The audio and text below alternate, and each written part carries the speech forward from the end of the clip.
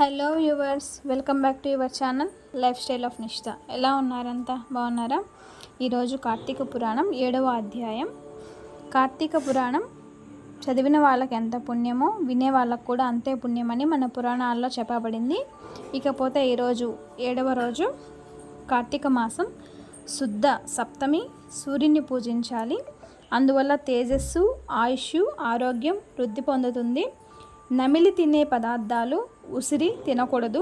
గోధుమలు, పట్టు వస్త్రం, బంగారం దానమివ్వాలి.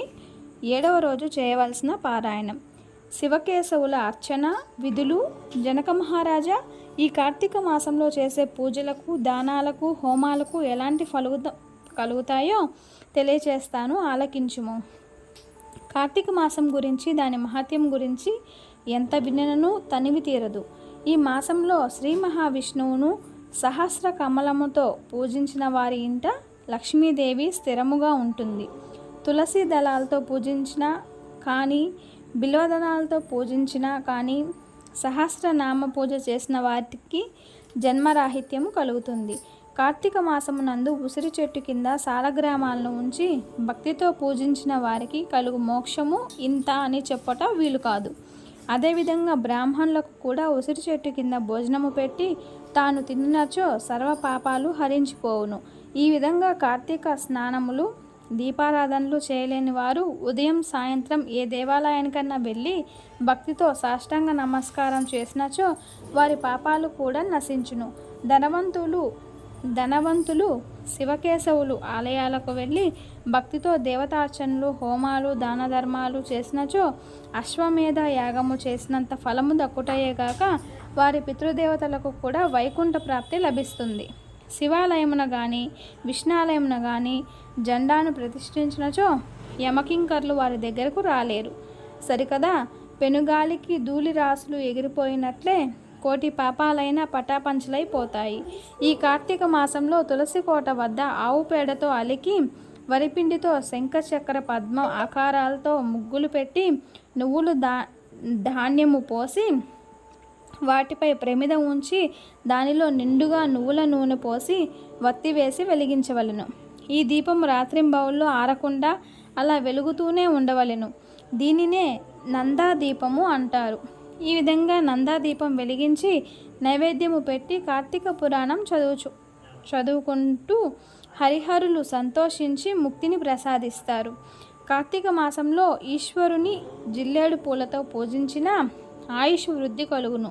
సాలగ్రామమునకు ప్రతిరోజు గంధముతో అలంకరించిన, తులసి దళములతో పూజించిన ధనము బలము కలిగి ఉండి కార్తీక మాసంలో పూజ మొదలైనవి చేయని మానవుడు మరు జన్మలో కుక్క జన్మ ఎత్తి తిండి దొరక్క ఇంటింటా తిరిగి కర్రలతో దెబ్బలు తింటూ కడుపు కాలి అన్నమో రామచంద్ర అని దిక్కులేని నీచ స్థితిలో మరణిస్తాడు.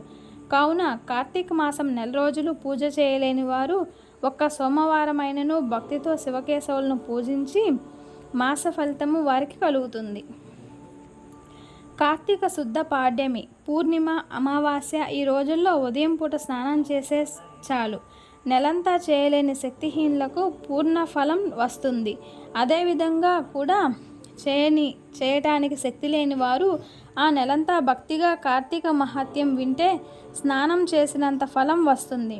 కార్తీక దీపం చూసి సంతోషించి మొక్కే వాని పాపాలు పోతాయి. విష్ణు పూజ చేసి పరులకు త్రికరణ శుద్ధిగా తోడ్పడేవాడు స్వర్గ సుఖం పొందుతాడు. శ్రీ మహావిష్ణువును గంధ పుష్పాలతో ఆరాధించే వారికి వైకుంఠవాస ప్రాప్తి కలుగుతుంది. శ్రీహరి సన్నిధానంలో సాయంకాలం పురాణం పఠనం శ్రవణం చేసేవారు వైకుంఠవాసులవుతాయి. విష్ణువును ముందుగా జపం చేయనివాడు 7 జన్మలు కుక్కగా పుడతాడు. కార్తీక మాసంలో సాయంకాల దేవాలయంలో స్తోత్ర పారాయణం చేసేవారు కొంతకాలం స్వర్గంలో సుఖించిన తరువాత ధ్రువమండలానికి వెళ్ళి సుఖంగా ఉంటాడు. కనుక ఓ రాజా, నీవు కూడా ఈ వ్రతం ఆచరించి తరింపుము అని చెప్పాడు.